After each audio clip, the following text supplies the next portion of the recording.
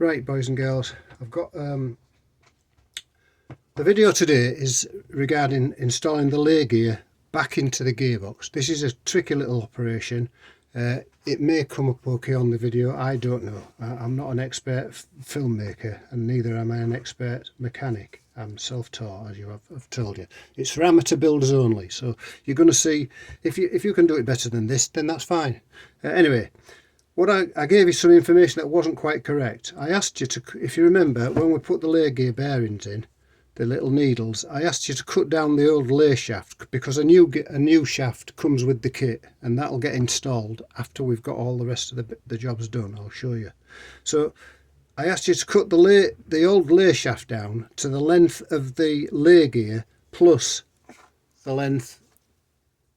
the thickness of the two thrust washers that go on each end, and that was incorrect. The cut down lay shaft needs only to be as long as the lay gear itself. You can use a dowel as long as the dowel's of suitable thickness that it will hold the needle rollers in place. That's all that's for, to hold those bearings, needle rollers in place when we're putting it in the gearbox and we're altering it and moving it about. You don't want all the needles falling out, and it's got to be the length of the laygear, because it's got to incorporate these two thrust washers, and if it was the same length as that, including those, it would be too long. You wouldn't be able to get it in. So that was a bit of wrong information, so this is the correct information now. So the dummy lay shaft is inside the laygear, as you can see there, holding those in. Now the other thing that I wanted to show you, if you remember, I mentioned to you about a magnet. This is the little magnet in question. And if I show you down in the bottom of the gearbox here, if you look down into the bottom of the gearbox, just where my screwdriver is now, you'll see there's a little rectangle. And that little rectangle is where this little magnet goes. Some people change that. They don't change the magnet because the magnet's already in there. But some people use a magnetic oil drain sump drain plug that's magnetic. That's an excellent idea, because this old-fashioned way, all it does, it collects the swarf, but you don't know about it. It's just inside the casing, and that drops down and it fits into this little magnet, drops down and fits inside that little recess. The better method is to get yourself a magnetic oil drain plug, because any detritus that's in the gearbox that comes up over the ears, chip teeth, worn rings, little bits of swarf that come off a new gearbox, in particular when it was new, they would have picked swarf up, and it collects on there. Doing it with the sump drain plug, the gearbox drain plug magnetic, you can take that out. You can look at the condition. Is it covered in swarf and bits and detritus and bits of broken teeth? Then you know your gearbox has got a couple of problems. This way it'll still pick all the swarf and detritus up, but you won't see any signs of it, because it'll all get gathered up on that little magnet. So always make sure you put the little magnet in there, because that serves a purpose. You don't want that oil and detritus running around inside your gearbox. So that was the first little bit of information for you this morning. Now we've got our dummy lay shaft inside, and it's cut now to the correct length, so that it's just the same length or slightly smaller than the length of the lay gear.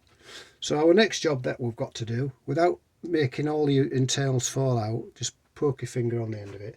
Get yourself a good dobble of grease there on the end of the lay gear, and get your large thrust washer. Remember that the bronze facing has to face into the lay shaft. The steel backing goes up against the gearbox, because that part's not rotating. This part isn't rotating, it sits. If you look down in the gearbox, you'll see a little tab just right there, and there's a corresponding one on this side of the gearbox. Those tabs, if you can imagine, when it's in position and the lay gear is in place, the lay gear sits, and those little tabs stop that thrust washer from rotating, like so. That's how it would be. The lay gear would be up against it.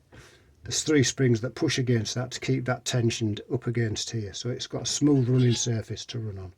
So the first thing we do, we put some grease on our lay gear, and we stick our thrust washer onto it like so. Try and line it up if you can. It will become dislodged anyway. There's no doubt about it. You're not going to get it in without dislodging them. This is a fiddly job. There's no other way of describing it. It's a fiddly job, and it either goes in really nice and smooth and easy, or it can be a pain. Put yourself a good dab of grease on the end there, the other side. And again, with our bronze face facing inwards, we stick the other tab on. If you can get your two tabs, remember they're sitting up in the top of the gearbox here, the two tabs. If you can get your two tabs pointing upwards, like so, that's fine. So then what we've got to do is very carefully, I found the easiest way to do it is take one of those off, drop it in. It's a very, very tight fit, and it gets really tight when you get down to the bottom and you come to where the thrust washers fit. So you've got to manoeuvre it round, keep your tab pointing to the top if you can. Don't forget to stick your thrust washer back on. Keep your tab pointing to the top of the gearbox, and then juggle it around nice and easily. It might go really easy, it might take you half an hour. It depends how dexterous you are, whether you've got the shaft too long or too short. But it will drop in. You might have to fiddle. I'm stuck right now. You can get it where it'll drop in really, really easy, and you won't have any trouble at all. Or another time, it'll be an absolute disaster. So we're nearly there now. We're nearly there now. Right. So our two thrust washers. I don't know if you can see that there. The little thrust washer there is just sticking. Right, I can see it's in the groove. That's where it needs to be. That tab needs to be in the groove. Keep hold of your laygear. Check that your other tab is in the groove on this side, and then all you've got to do is drop your lay shaft into the bottom of the gearbox, keeping the two tabs located. Keep your two tabs located. So in theory, you've got it in there right now.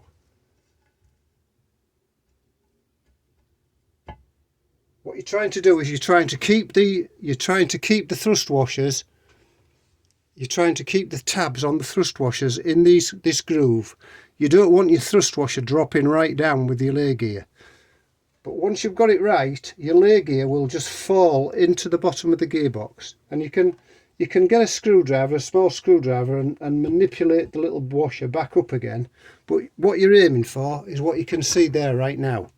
And if you look carefully, you'll see that the main mesh on your gear is down below this level of this gearbox casing.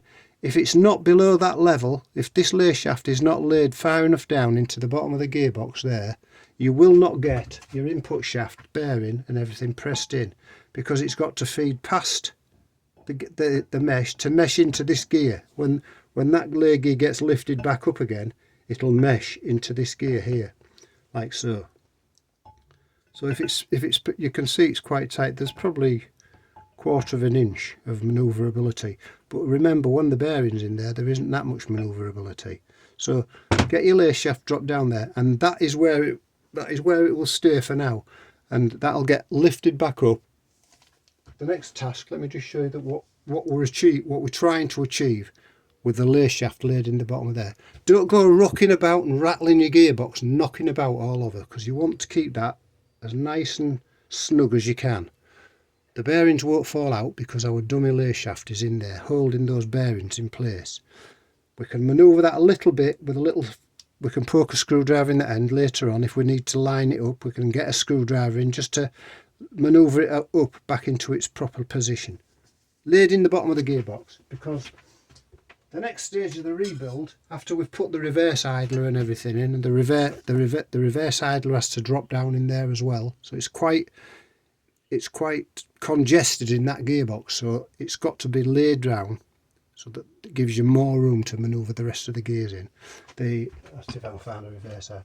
Right, you've got quite a big reverse idler. That's got to go in there. That's got to lay down there. there's a shaft what the reverse idler goes on. All that's got to be installed before we start putting the main gear in, because eventually, remember our thing. See, if you'd have forgotten about your jubilee clip, this is for another video for later on, but this would then get fed in like so. And remember I told you don't want all this falling down, because you've got to manoeuvre this in. Look, see how that's holding that up in place. If we didn't have that in and we just had the jubilee clip, we could forget about it. So that in turn, there's a lot of juggling about, so I'm not going to do it just for you right now. But this comes off first, obviously. This is assembled ready for installation later on. This gets dropped down, goes into situ like so. The bearings are pressed in. This is added. You've got to be, it's quite dexterous. It's quite, you know, you've got to have everything just right. But you'll not get anywhere at all unless you've got your lay shaft laid in the bottom of there. Don't try and put the lay shaft in and install your new lay gear, because when we've got that lifted into place, this pushes in, it pushes the old lay shaft out and it's replaced by the brand new one. That happens later on. But you will not get anything rebuilt if you don't have your lay shaft laid in the bottom of that gearbox first. So take your time, think about it. You're not going to do any damage if it don't go right. If the thrust washers fall out, just put some money in the swear box, lift it all out again, put some more grease on it. Remember, as it gets warm with your hands and you're fiddling about, it'll get warm, the grease will get warm, and then it'll be more slippery. So do it, try and do it as quickly as you can. Once you've got the tabs in place, you can more or less manoeuvre it. You know, you can more or less manoeuvre your things into place. Another bit of a rant on this morning, but you know, these things have got to be explained, otherwise you could be forevermore trying to take a gearbox apart and put it back together. The other thing is, unless that lay shaft is dropped down like that, you will not get this when you're dismantling your gearbox. The input shaft will knock up against it, against the lay shaft, and you will not get the input shaft out. You won't get it out because lay gear will still be up. So before you dismantle your gearbox, you've got to remember to drop your lay shaft down also, because if you need to drop it down to install it, you must have to drop it down to uninstall it. So there's your little bit of a rant this morning. We'll get on to some more pleasurable bits later on in the build. Sorry if it's been a bit of a rant, but thanks to my new subscribers. You know, it's not an expert video. I'm not an expert mechanic. It's for amateur builders, hoping to show you that you can do these jobs at home. And apart from the bearing press, you could probably manage without a bearing press, but it wouldn't be as easy. But apart from the bearing press, then if you set your stall out, you can probably do it. Thanks very much for watching anyway.